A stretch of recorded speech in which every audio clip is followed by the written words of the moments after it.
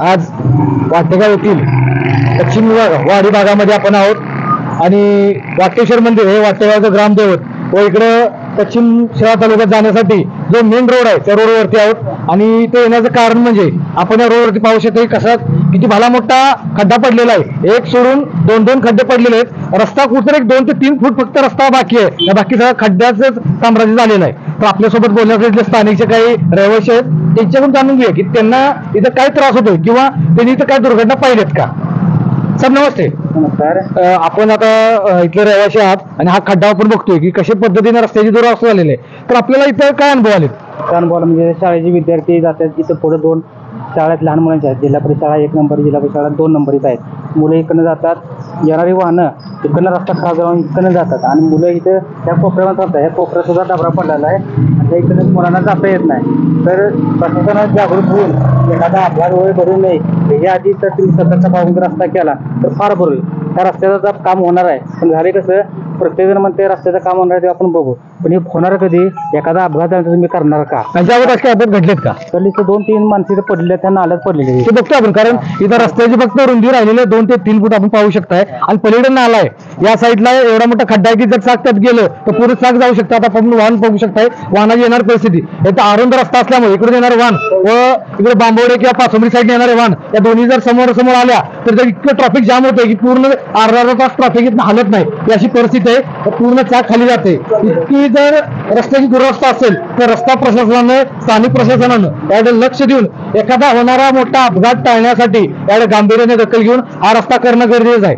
ज्यावेळेला आता कासेगाव साईडने येणारा रस्ता पूर्ण होत आलेला आहे किंवा पाचोंबरी व बांबोडे टाकवे साईडला सुद्धा रस्ता जो मोठा झालेला आहे तो पूर्ण झालेला आहे. पण हा जो पीस राहिलेला हा बाकी आहे. हा काही अडचणी असतील तांत्रिक, त्या अडचणी दूर होतीलच. पण तात्पुरतं त्या कारणानं हा रस्ता थांबलाय असं न करणं देता याचा कुठे कॉन्क्रीट किंवा जे काही उपाययोजना करायला लागतील त्या करणं गरजेचं आहे. कारण माणसाला जर अपघात झाला, इथं लहान मुलं, शाळेची मुलं असतील, कॉलेजचे एसट्या बसेस एकमेव मार्ग आहे. इकडे कासेगाव इस्लामपूर शहरात जाण्यासाठी हा एकमेव मार्ग आहे आणि या मार्गाचा वापर होत असल्यामुळे एसटी असेल, जड वाहतूक असेल. कारण आता काही दिवसापूर्वी साखर कारखान्यात हा पूर्ण एरियामध्ये 3 ते 4 साखर कारखाने आहेत. त्या साखर कारखान्याचा वाहतुकीचा हाच एकमेव रस्ता आहे. त्यामुळे रस्ता वेळेला त्या रस्त्यावरती साखर कारखान्याची वाहतूक होत होती ऊसाची, त्यावेळेला सुद्धा बरेच अडचणी यायच्या, अपघात घडत होते. त्यामुळे शासकीय प्रशासन असेल इकडे रस्त्याचं किंवा स्थानिक प्रशासन असेल यांनी इथल्या स्थानिकांच्या जे काही व्यथा आहेत ह्या जाणून घेऊन इथला रस्ता करणं गरजेचं आहे. एखादी जर दुर्घटना घडली तर कुठलीही गोष्ट बोलून किंवा त्यांचे सांत्वन करून नंतर येणार नाही. त्यामुळे एव्हिनन मार्केटच्या माध्यमातून स्थानिक लोकांनी आम्हाला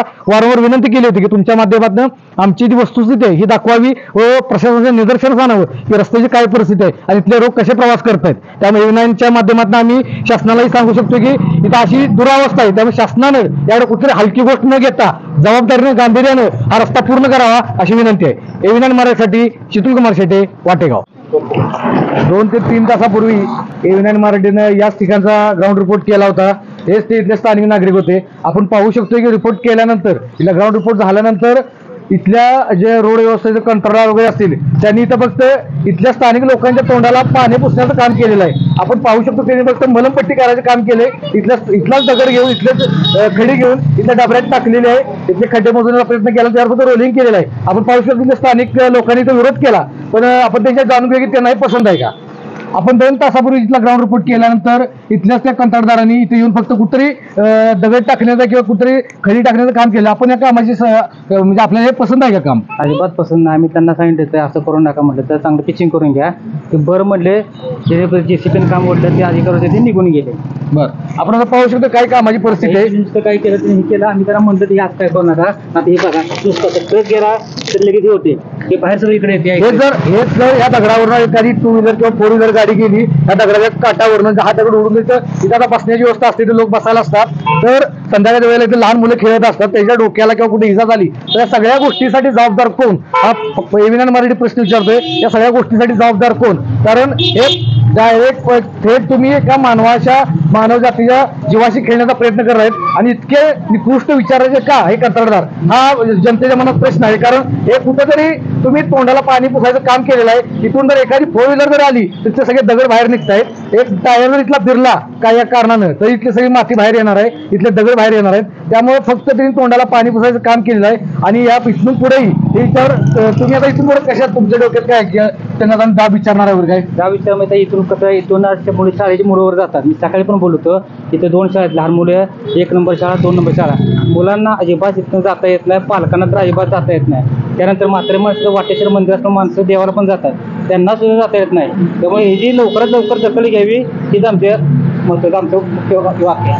अवजड वाहन कशा पद्धतीने प्रवास करत असाल इथं अवजड वाहन एक वाहन मोठी असते दुसरं वाहन समोर आलं तर ऐकत अर्धा तास इथले वाहतूक थांबत असते, वाहतूक खोळंब होत असते. त्यामुळे इथले स्थानिक शेतकरी असतील, स्थानिक नागरिक असतील यांना बहुतांश त्याचा जास्त प्रमाणात त्रास होतो. त्यामुळे इथले जे कंत्राटदार आहेत, इथले जे ठेकेदार आहेत यांनी चांगल्या पद्धतीने रस्त्याचे काम करावं व स्थानिकांना चांगली सुविधा द्यावी हे इथल्या स्थानिक लोकांचं मत आहे.